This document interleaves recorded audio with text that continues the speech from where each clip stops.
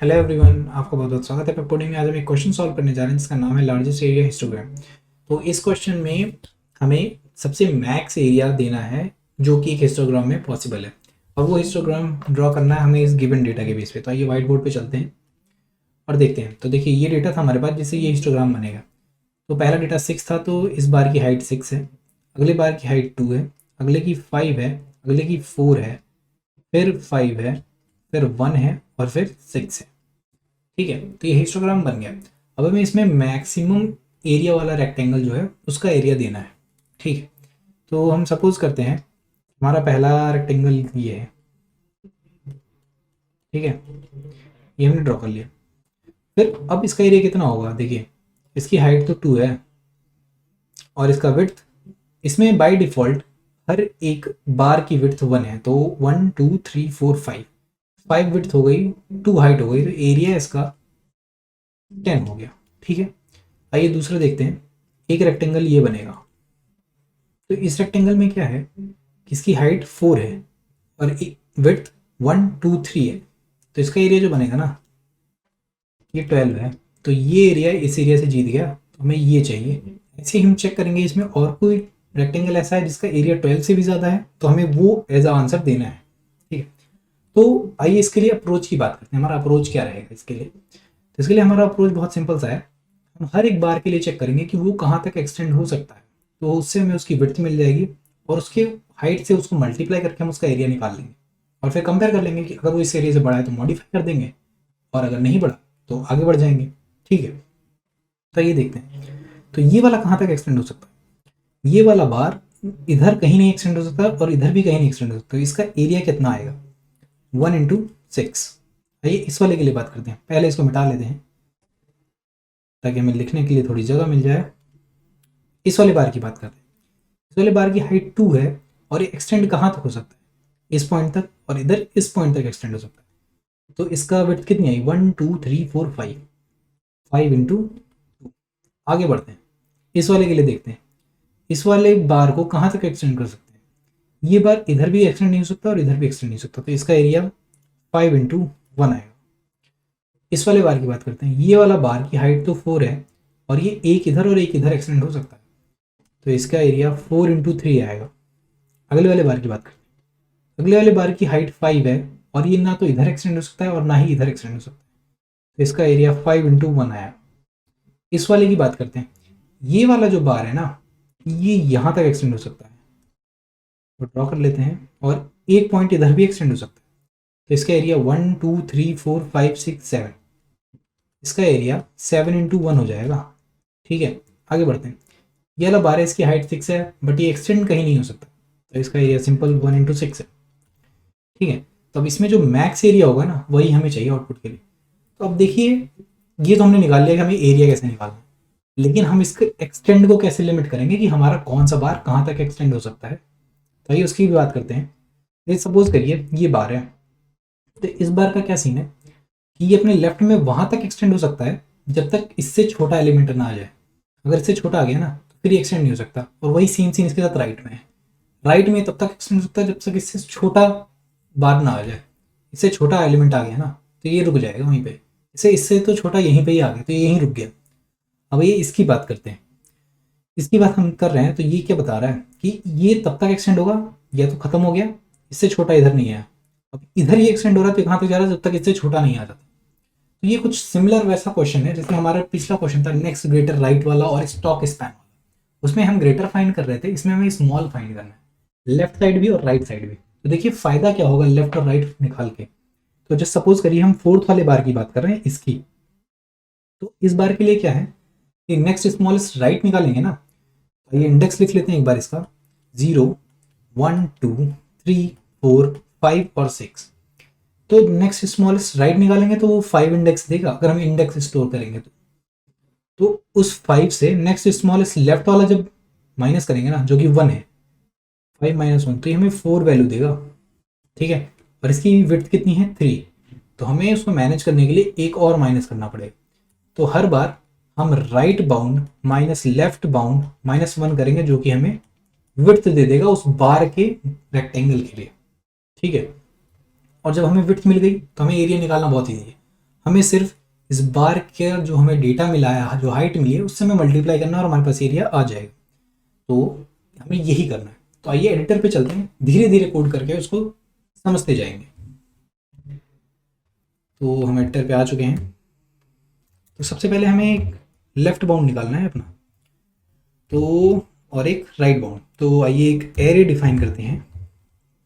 हम एक वेक्टर लेंगे इंट टाइप का, ठीक है, जिसकी साइज इनिशियली n होगी, डेटा सब में 0 फिल कर देते हैं। ठीक है, एक और वेक्टर निकालते हैं इंट ही टाइप का राइट बाउंड निकालने के लिए। सेम, वो भी n साइज का होगा, इनिशियली सब में 0 वैल्यू फिल कर देते हैं। तो समझ लीजिए हमारे पास इसमें डेटा आ गया। मान लीजिए हम इसको मैनेज करेंगे बाद में। अब हम एरिया को वाला पार्ट कवर कर लेते हैं पहले, एरिया को जो हम कंपेयर कर रहे थे और निकाल रहे थे। तो ये देखिए, पहले एक मैक्स एरिया हम ले लेते हैं जिसकी वैल्यू 0 फिक्स कर देते हैं। ठीक है, आइए लूप में चलते हैं, हर एक बार के लिए एरिया निकालते हैं और उसको कंपेयर करते हैं और मैक्स एरिया को अपडेट करेंगे। ठीक है, तो हम एक लूप चलाएंगे पूरे एरिया, पूरे एरे पे ट्रेवर्स करने के लिए, जिसमें हमारा डेटा है हिस्टोग्राम वाला। आ चुके हैं। आइए, तो अब क्या करेंगे, सबसे पहले हमें विड्थ निकालनी है। विड्थ निकालने के लिए हम क्या करेंगे, राइट बाउंड ऑफ आई में से left bound of I minus करेंगे, जैसा हमने डिस्कस किया था, और एक और एक्स्ट्रा माइनस करेंगे, हमें विड्थ मिल जाएगी। और जब हमें विड्थ मिल गई है ना, तो एरिया निकालना है हमें। हम यहाँ पे डेटा टाइप डिफाइन करना भूल गए हैं, आइए उसको डिफाइन कर देते हैं। हो गया। तो हमें सिर्फ विड्थ से मल्टीप्लाई करना है हाइट को। ओके, हाइट को, ये हो चुका, हमारे पास एरिया आ चुका है। अब अगला स्टेप क्या है, अगर हमारा जो एरिया आया है वो बड़ा होता है हमारे मैक्स एरिया के, हम क्या करेंगे, मैक्स एरिया को अपडेट कर देंगे एरिया से। काम हो गया। और हम इसके बाहर निकलेंगे और प्रिंट कर देंगे अपना मैक्स एरिया। ये हमें मैक्स एरिया दे देगा। एरिया वाला काम हो गया। अब काम हमारे लिए बहुत आसान हो चुका है। हमें नेक्स्ट लेफ्ट स्मॉल और नेक्स्ट राइट स्मॉल निकालना है सर, और ये हमारे लिए बहुत आसान है, हम क्योंकि इसे पीछे कर चुके हैं। तो ये चलिए इसको करते हैं। ठीक है, तो हम इसके लिए क्या करेंगे, समझते हैं पहले। तो लेफ्ट बाउंड्री निकालने के लिए ना हम क्या करेंगे, देखिए लेफ्ट बाउंड्री निकालने के लिए हम उस एरे पे लेफ्ट से राइट ट्रेवर्स करेंगे, और राइट बाउंड्री निकालने के लिए हम उस एरे पे राइट टू लेफ्ट ट्रेवर्स करेंगे। तो जब लेफ्ट टू राइट ट्रेवर्स करेंगे ना, तो हमें पता है जो पहला वाला इंडेक्स है उसके इधर तो हमारे पास कोई डेटा है नहीं, तो इधर के लिए हम इधर वाला इंडेक्स स्टोर कर लेंगे, जो कि -1 सपोज कर लेते हैं, क्योंकि ये 0 है तो इधर वाला -1। और सेम केस होगा राइट साइड बाउंड्री निकालते हैं। जब इधर पहुंचेंगे ना, तो इसके लिए 7th इंडेक्स को हम डेटा मान लेंगे अपना, कि 7th वाला जो इंडेक्स है वो स्मॉलेस्ट है। ठीक है, तो ये इससे हम अपना लेफ्ट बाउंड और राइट बाउंड डिफाइन कर सकते हैं। तो ये चलिए कोड पे देखते हैं। तो सबसे पहले हम एक स्टैक डिफाइन करते हैं इंट टाइप का। ठीक है, स्टैक बन चुका है। अब हमें पहले लेफ्ट बाउंड फाइंड आउट करना है। तो लेफ्ट बाउंड के लिए हम लेफ्ट टू राइट ट्रेवर्स करने वाले हैं। तो आइए सबसे पहले फॉर लूप लिखते हैं i इक्वल्स टू 0 से i लेस देन n के लिए। ठीक है, तो सबसे पहले इसमें हम क्या करेंगे ना, हम अपने लेफ्ट में चेक करेंगे कि लेफ्ट साइड में जो वैल्यू है वो छोटी है बड़ी है। अगर वो छोटी होती है तो हम रुक जाएंगे, बड़ी होती है तो हम उसको पॉप करते जाएंगे, या बराबर होती है तब भी हम उसको पॉप कराएंगे। तो हम इसके अंदर आते ही हम एक कर चुके हैं पहले next greater element right find करते टाइम और स्टॉक स्पैन के टाइम। बस हमें पहले राइट में लार्जेस्ट फाउंड करना था, अब स्मॉलेस्ट फाउंड करना है। तो जब तक स्टैक का साइज ग्रेटर देन 0 है और जो हमारे पास डेटा है st.peak में वो बड़ा है या बराबर है एरे के डेटा से, हम क्या करेंगे, st.pop कराएंगे। ठीक है, उसके बाद अगर st.size बराबर हो जाती है 0 के, तो हम क्या करेंगे, देखिए जब साइज 0 होगी ना, इसका मतलब हमारे लेफ्ट में कोई छोटा हमें मिला ही नहीं। तो उस पॉइंट पे हमें आंसर में -1 एकदम इधर वाला इंडेक्स स्टोर करना है। तो आइए अपने ओके, तो हम यहाँ पे जो नाम था वो था लेफ्ट बाउंड, तो अपने लेफ्ट बाउंड के ith इंडेक्स में क्या करेंगे, -1 स्टोर कर देंगे। और दूसरा केस था, वो पॉप कराना तब रुका है जब उसे उससे स्मॉलेस्ट एलिमेंट लेफ्ट में मिल चुका है, तो आइए वो वैल्यू उसमें स्टोर करते हैं। एल्स केस में क्या करेंगे, लेफ्ट बाउंड का जो ith इंडेक्स है उसमें हम वो वैल्यू स्टोर करेंगे जो स्टैक में प्रेजेंट है। तो st.top ये वैल्यू आ चुकी है, ठीक है। और हर बार हम क्या करेंगे, आई को उसमें पुश करते जाएंगे अपनी स्टैक में। तो st.push आई, इतना हो चुका है, ठीक है। अब आइए, हमारा लेफ्ट बाउंड का काम निपट चुका है, अब हम अपने राइट बाउंड की तरफ चलते हैं। हम यहाँ गए अपने राइट बाउंड के पास, तो इसके लिए हमें एक और स्टैक चाहिए। तो हमने एक और स्टैक डिफाइन किया इंट टाइप का, st1 नाम रख लेते हैं उसका, ठीक है। तो एक और लूप चलाएंगे, आइए इसको मैक्सिमाइज कर लें, ठीक है। हम यहाँ पे हैं, ठीक है। तो एक और लूप चलाते हैं, इस बार हम लूप राइट टू लेफ्ट चलाएंगे। इंट हमारा जो होगा वो n-1 के बराबर होगा पहले, और जब तक i बड़ा है या बराबर है 0 के, ये लूप चलता रहेगा, ठीक है। हम इसके अंदर आ चुके हैं, और देखिए अब कोड बहुत ज़्यादा सिमिलर होने वाला है, बस हमें ट्रैवर्स उल्टी साइड से करना है। चलिए, तो अब हम क्या करेंगे, कोड लिखेंगे। जब तक साइज है जो हमारे स्टैक का, इस बार हमारा नाम 1 है, स्टैक का साइज बड़ा है 0, और क्या होना चाहिए, जो एलिमेंट आ रही है ये वैल्यू पीक वो बड़ी है तो हम पॉप कराएंगे। तो एरे में जो वैल्यू आ रही है st.top, ओके हमने गलती से पीक लिख दिया है यहाँ पे, पीक जावा की लैंग्वेज है, हम C++ में कोड कर रहे हैं तो हमें टॉप लिखना है यहाँ पे, ओके। तो टॉप पे अगर ये वैल्यू जो है बड़ी आ रही है, बराबर आ रही है करंट वैल्यू के, तो हम क्या करेंगे, पॉप करते जाएंगे अपनी स्टैक को, ठीक है। और अगर इस लूप से बाहर निकलने के बाद ऐसा होता है कि स्टैक का साइज 0 हो गया, तो अब हम राइट से चल रहे हैं, तो इस केस में हमें उस वैल्यू पे ये n इंडेक्स पुट करना है, nth इंडेक्स वैल्यू पुट करनी है, ठीक है।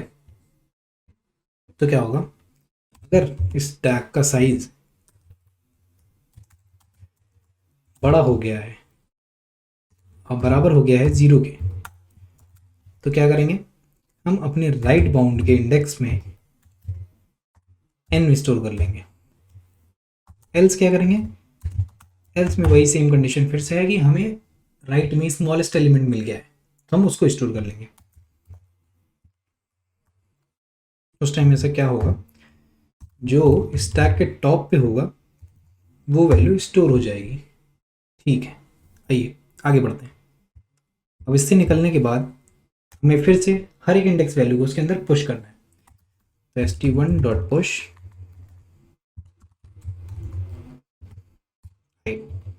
ठीक है, ये भी डन रहा। अब इतनी चीज़ें हो चुकी हैं, हमारे पास पूरी वैल्यू फिल हो गई है, राइट बाउंड की भी लेफ्ट बाउंड की, और एरिया वाला हम काम पहले कर ही चुके हैं। तो आइए अब इस कोड को रन करके देखते हैं। तो आंसर गलत आ रहा है, देखते हैं इसमें कुछ गलती रह गई है लगता है। तो यहाँ पे हमसे एक गलती हो गई है, हमने इस टैग का नाम राइट बाउंड निकालते टाइम गलत डाल दिया है 2 जगह, जिसकी वजह से आंसर गलत आ रहा है। आइए फिर से रन करते हैं इसको। तो ये एक्सेप्टेड है, आइए सबमिट करके देखते हैं।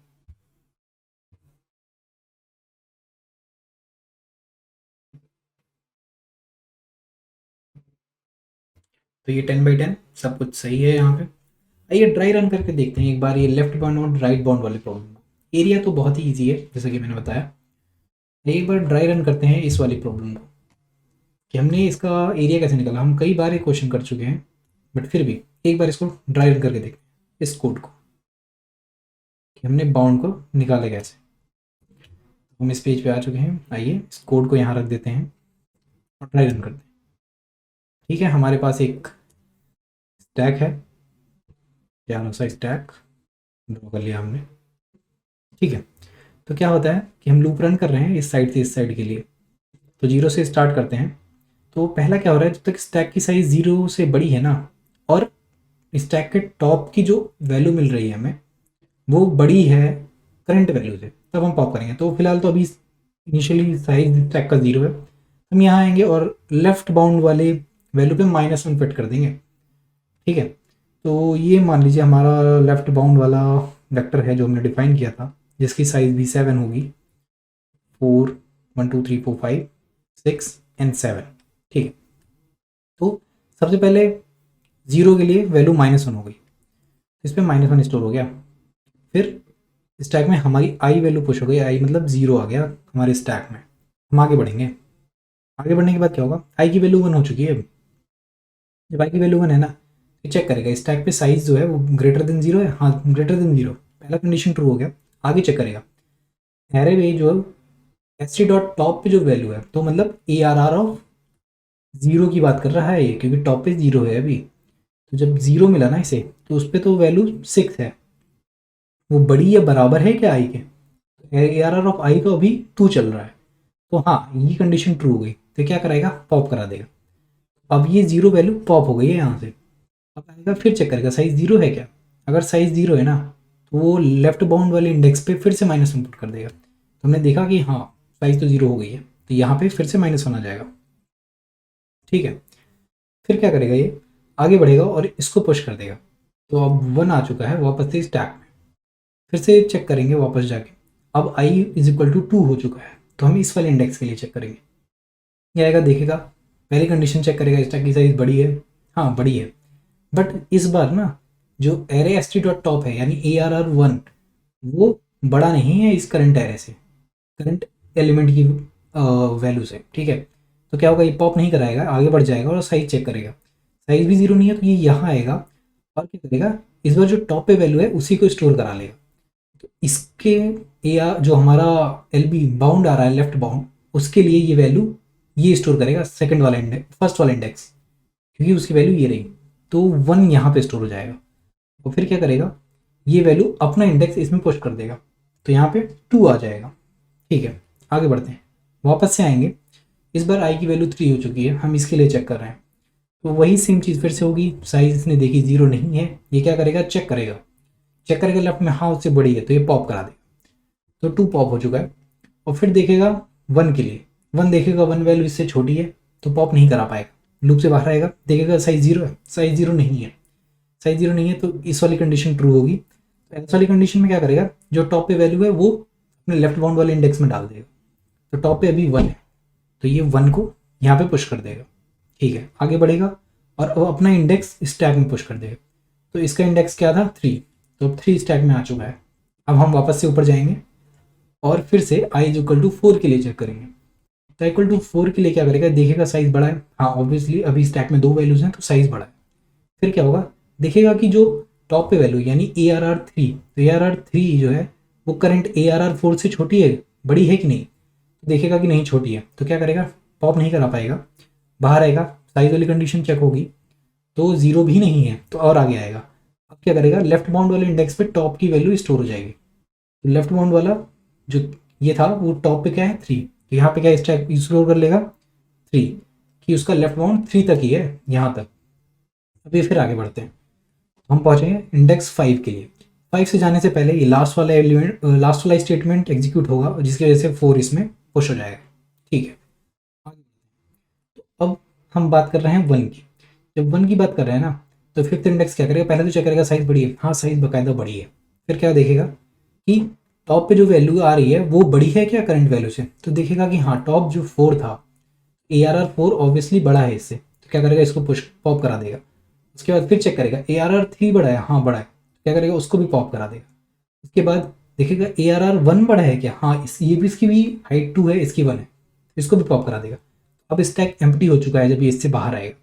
तो जब स्टैक एम्प्टी है ना, तो हम उसमें -1 स्टोर कर रहे हैं, तो इस पॉइंट पे इसमें -1 स्टोर हो जाएगा।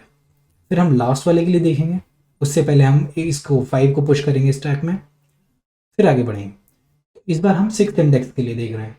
तो 6th इंडेक्स के लिए देखते टाइम हम वापस से देखेंगे कि जो इसकी साइज 0 तो नहीं है स्टैक की, तो देखेंगे नहीं एक वैल्यू है इसके अंदर। फिर ये चेक करेगा जो टॉप पे वैल्यू है वो उससे बड़ी है या छोटी है, फिर देखेगा तो इससे मिलेगा कि नहीं बड़ी तो नहीं है, तो फिर ये कंडीशन नहीं ट्रू होगी और ये लूप नहीं चलेगा। फिर आगे बढ़ेंगे, फिर देखेंगे साइज बराबर 0 है, नहीं है तो ये भी नहीं होगा। फिर और आगे बढ़ेंगे, अगला स्टेटमेंट ट्रू होगा जिसमें हम लेफ्ट जो बाउंड वाला हमारा एरे है उसमें एक वैल्यू स्टोर करेंगे जो कि होगी टॉप वाला इंडेक्स। तो इसके लिए हम फिफ्थ वैल्यू इसके अंदर स्टोर कर देंगे। इस वे में हमारा ये एरे फिल हो जाएगा, जिससे हमें लेफ्ट बाउंड मिल जाएगा। और यही सेम चीज़ होगी राइट बाउंड में भी, और उसमें क्या होगा, हम बस लूप को राइट साइड से रन करेंगे, ऐसे में वैल्यू मिल जाएगी और हम फिर इस वाले कोड पे पहुंच जाएंगे। ये वाला पोर्शन जो है जहाँ पे हमने एरिया को मैनेज किया है, और फिर हमने विड्थ को निकाल लिया सिंपल सब्ट्रैक्शन से, right bound minus left bound करके। और एक और हमें सब्ट्रैक्ट करना था जैसा हमने देखा था अभी थोड़ी देर पहले। और फिर अगर हमारा एरिया जो है मैक्स एरिया से बड़ा होता है तो हम अपने मैक्स एरिया को अपडेट कर देते हैं और फिर अपने मैक्स एरिया को प्रिंट कर देंगे। तो इससे हमारा कोड चल जाता है और हमारा प्रॉब्लम सॉल्व हो जाती है। तो आई होप आपको वीडियो में मज़ा आया होगा, आपको वीडियो समझ में आई होगी। Thank you so much for being here. Video को शेयर करिए, लाइक करिए और चैनल को सब्सक्राइब करिए। Thank you so much.